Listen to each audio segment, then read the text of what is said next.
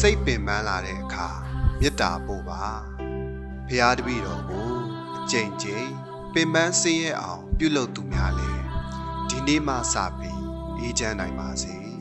ဖရာတပည့်တော်ဒီလေဒီနေ့မှစပြီးစိတ်ဆင်းရဲခြင်းကိုယ်ဆင်းရဲခြင်းကင်းဝေးရပါစေဖရာတပည့်တော်ကိုနာကျင်စေသူတွေလည်းဖရာတပည့်တော်နာကျင်ရတယ်လို့ခံစားရတယ်လို့မနာကျင်ရပါစေနဲ့မခံစားရပါစေနဲ့ဖရာဒီနေ့ဒီအချိန်မှစပြီးလူစိတ်မရှိသောသူတွေနဲ့ဖရာတပည့်တော်မစုံစည်းရပါစေနဲ့